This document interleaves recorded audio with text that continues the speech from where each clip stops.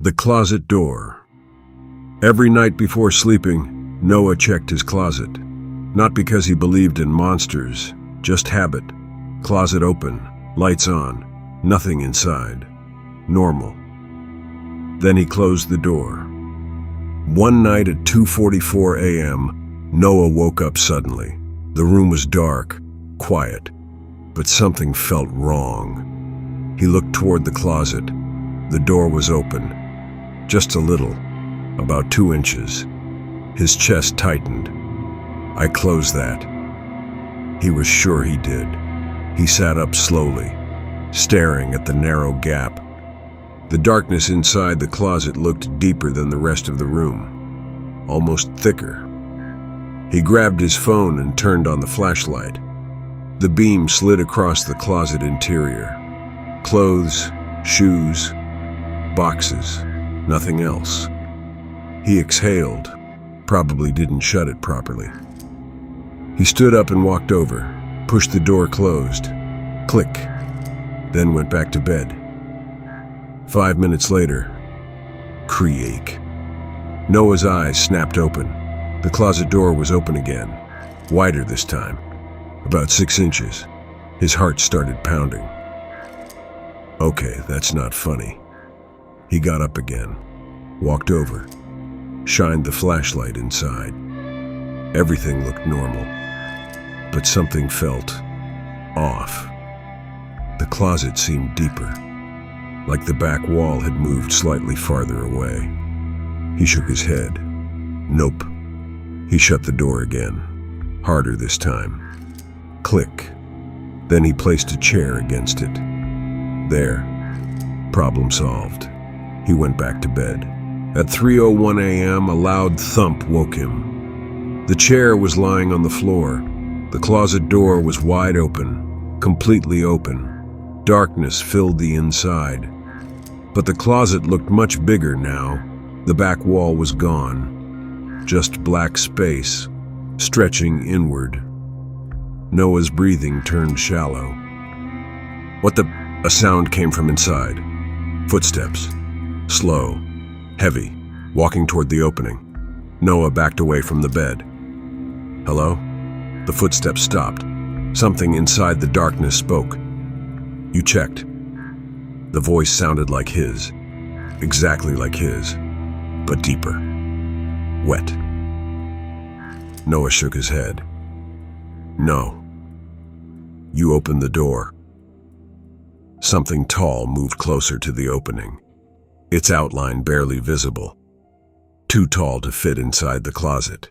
Its head bent sideways unnaturally to squeeze through the frame. Long arms dragging across the floor. You looked inside. Noah tried to run, but his legs felt heavy, like the floor was pulling him down. The thing crawled halfway out of the closet, its face slowly coming into the light. It was Noah. Same hair, same eyes, same scar on his chin, except the mouth was stretched too wide, teeth too sharp. You always check the closet, it whispered. Tonight, the closet checked you. It grabbed his wrist, ice cold. The room twisted violently, like the walls folded inward. Everything went black. Noah opened his eyes. He was standing in darkness, inside the closet, pressed against the back wall, unable to move. Through the small doorway opening, he could see his bedroom and someone stepping out of the closet, someone who looked exactly like him. The copy stretched slowly, smiled, then walked toward the bed, turning off the light. Now every night at 2:44 a.m., Noah's closet door slowly opens, just a little, 2 inches. If someone looks closely inside, they might see a pair of eyes staring back, waiting to see who checks first. The TV channel 0. At 2:31 a.m., Leo fell asleep with the TV on. It was tuned to a random late-night movie, quiet background noise, flickering light across the room. Normal. He woke suddenly. The room was silent, too silent. The TV screen was black, but still on.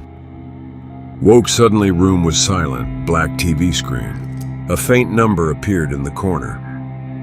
Channel 0. Leo frowned. Since when is there a channel 0? He grabbed the remote, pressed the channel button. Nothing happened.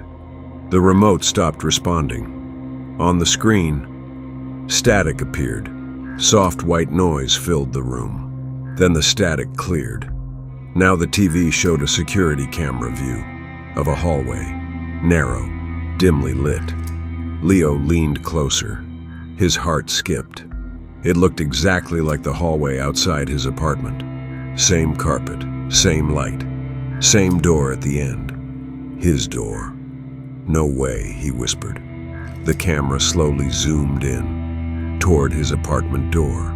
The timestamp in the corner read 02:31:44 live. Suddenly, the door opened. From inside, someone stepped into the hallway. Leo's chest tightened.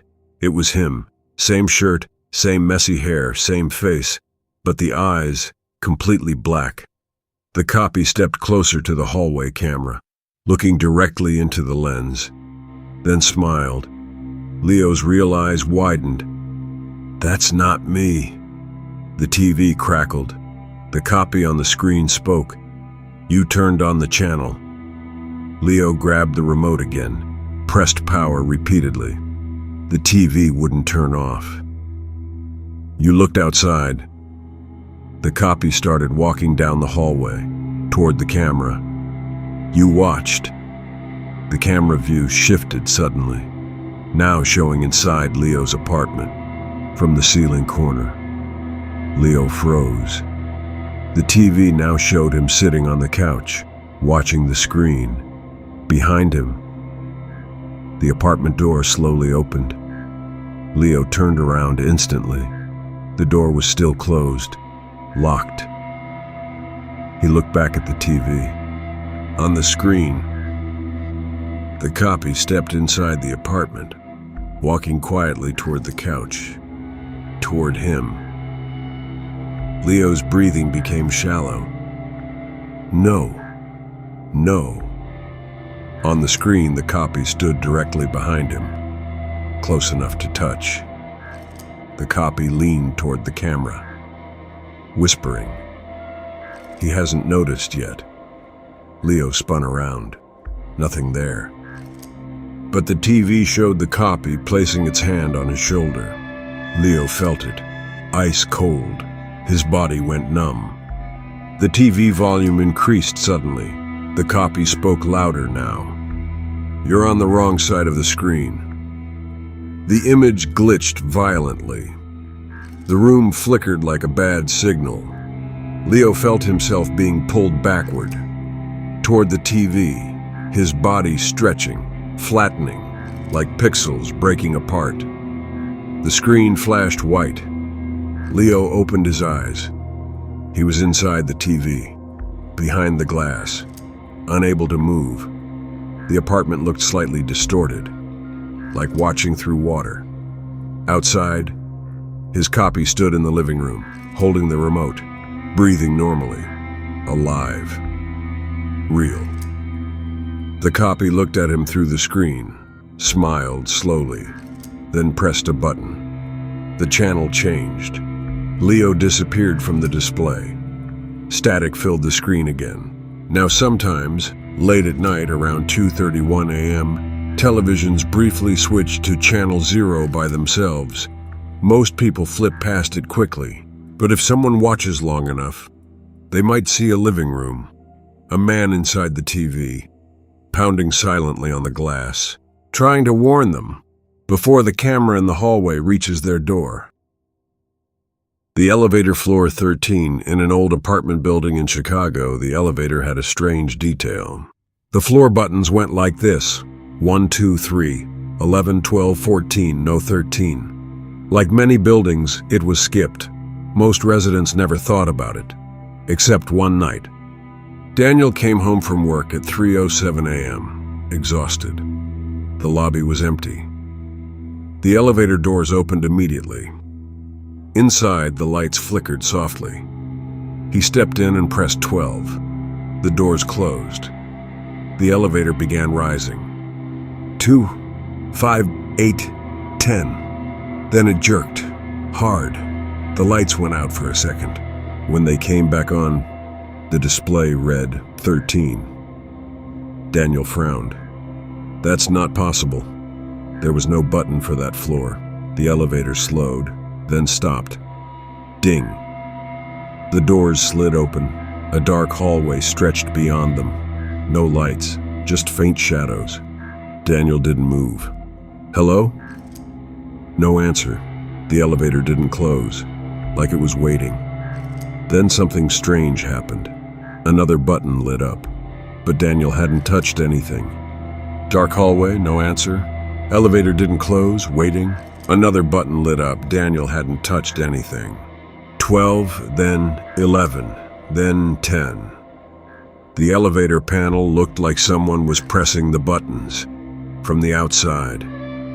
Daniel stepped back against the wall. Okay, not funny. A faint sound came from the hallway. Footsteps, slow, dragging. Someone walking toward the elevator. But the hallway was still completely dark. Daniel quickly pressed 12 again. The button blinked, but the doors didn't close. The footsteps grew louder, closer. Then a shape appeared in the darkness.